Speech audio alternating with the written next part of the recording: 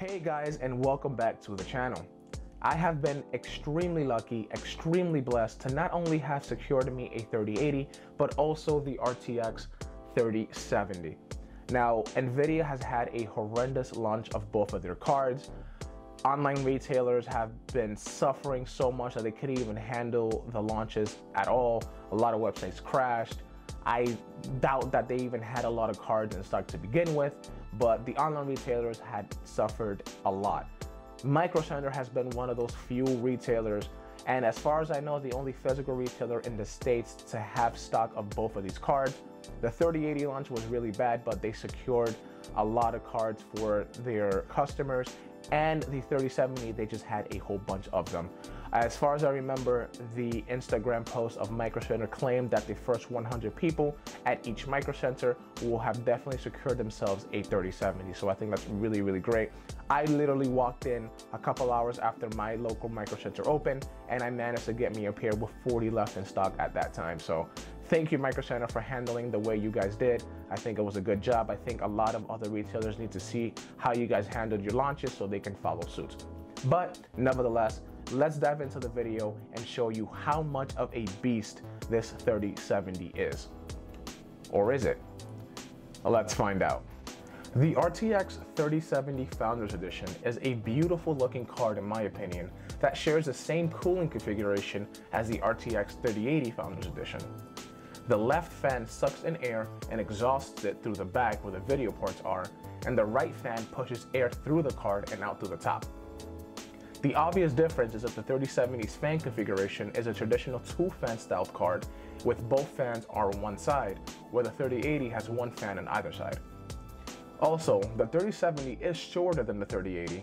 It's not a huge thing, but it's a noticeable difference that makes the 3070 more appealing for small form factor builds. I'm not sure why Nvidia decided to give the 3070 a different look. Normally, the Founders Edition cards will share the same cooler design across all their cards per generation, but this time they have changed it up. I know cooler designs are subjective, but they managed to still knock it out of the park with this generation, in my opinion.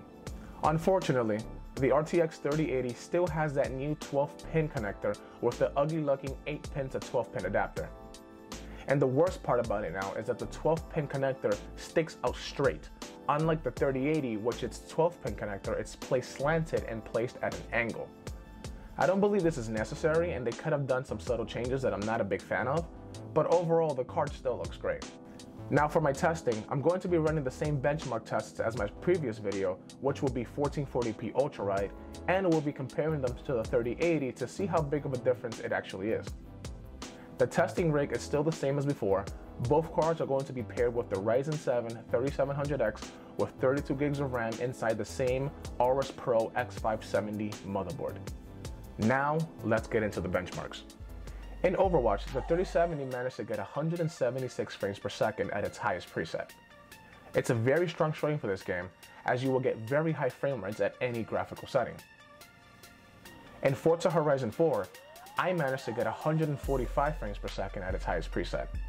Also, a very good number to have considering that the $500 price tag for such a wonderful card. In Shadow of the Tomb Raider, I got 97 frames per second at its highest preset, and enabling RTX netted me 64 frames per second. This game is a true test of the 3070, but it still manages to surpass the 60 FPS mark even with ray tracing enabled. Call of Duty Warzone at its highest preset gave me 112 frames per second, and enabling RTX gave me almost 98 frames per second. This is a game with high levels of details and textures, so getting these numbers, I believe, is a great result. In Fortnite, I managed to get 91 frames per second at its highest preset.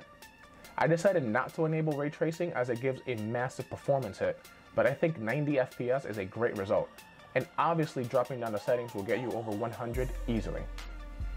And finally, with the newest game in the bunch, the Watch Dogs Legion in-game benchmarking tool gave me 52 frames per second at its highest preset, and enabling RTX gave me almost 45 frames per second.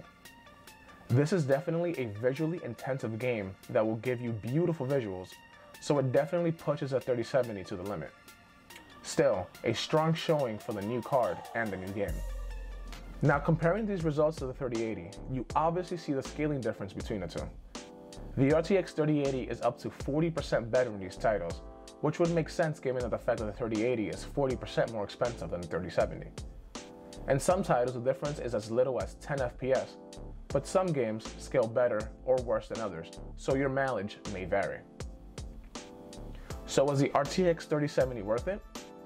For $500, I believe this is a card for everyone. Sure, the 3080 is more powerful, but the 3070, like all of its predecessors, always manages to give you the best performance for the price. Now, I do wish that Nvidia kept a similar configuration like the 3080 and given the 3070 10 gigs of VRAM, as it can help give it a nice improvement over high quality titles. But for the price point, I guess it's okay. Now, I am making this video before the launch of Big Navi, so I'm just basing this off what has currently released at the time of filming. This, in my opinion, is the card that everyone should get, even over the 3080, whenever there's stock available, whenever that's gonna happen. So yeah, the 3070 is a beast of a performer. It performs extremely well for its price point, and I think this is definitely the card that a lot of people should be looking at. Now, make sure you guys are in tune for my next video because I'm going to be comparing the 3070 with its last generation's counterpart, the 2070 Super, just to see exactly how well of a generational leap this is over the last. But if you guys did enjoy this video, make sure to hit like. Also, don't forget to subscribe, and we will see you all in the next one.